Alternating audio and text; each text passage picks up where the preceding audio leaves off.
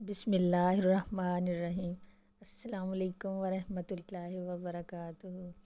میرے پیارے ویورز، امید ہے سب خیریت سے ہوں گے۔ یقیناً سب کا رمضان المبارک بہت اچھا گزر رہا ہوگا، موسم بھی بہت اچھا ہے، اور اللہ تعالی ہمیں زیادہ سے زیادہ نیکیاں کرنے کی توفیق عطا کریں۔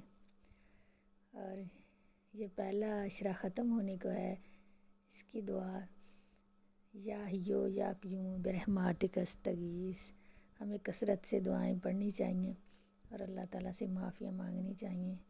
آج ہم بنا رہے ہیں دال اور چکن۔ آئل گرم ہو گیا ہے اور اب ہم نے اس میں 2 سے 3 پیاز کٹے ہوئے شامل کر لیے ہیں۔ اب پیاز کو گولڈن براؤن کریں گے اور اس میں 1 چمچ لہسن اور ادرک کا پیسٹ شامل کریں گے۔ پھر اس میں 2 چمچ نمک، 2 چمچ سرخ مرچ، آدھا چمچ ہلدی اور 1 چمچ زیرہ، آدھا چمچ کالی مرچ بھی شامل کریں گے۔ اب اسے تھوڑی دیر کے لیے پکائیں گے اور پھر اس میں 3 کٹے ہوئے ٹماٹر اور 4 سبز مرچیں کٹی ہوئی اس میں شامل کریں گے، اور اب اس میں چکن بھی شامل کر دیں گے۔ جو چکن ہے وہ ہم نے میرینیٹ کیا تھا پہلے، اور وہ شامل کر کے 7 سے 8 منٹ تک اسے بھونیں گے۔ اس میں آدھا کپ پانی بھی ڈالیں گے اور اچھی طرح اسے پکائیں گے کہ چکن ہمارا صحیح سے پک جائے۔ اب چکن کو پکتے ہوئے کافی ٹائم ہو گیا ہے۔ اب ہم اس میں بوائل کی ہوئی دال شامل کریں گے۔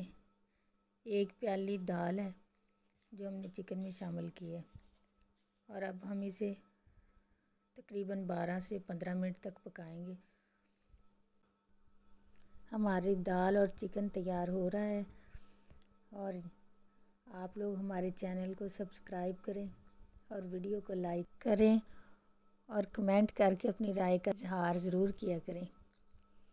اور اب ہمارا جو دال چکن ہے اسے پکتے ہوئے تقریباً 15 سے 16 منٹ ہو گئے ہیں۔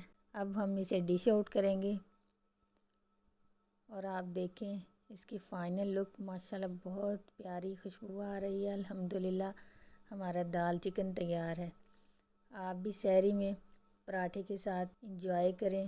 اللہ تعالیٰ آپ کے رزق میں بھی برکتیں عطا کرے اور ہمارے رزق میں بھی برکت دے، اور پھر ملیں گے انشاءاللہ ایک نئی ریسپی کے ساتھ۔ اس کے ساتھ ہی ہم اجازت چاہتے ہیں۔ اللہ حافظ۔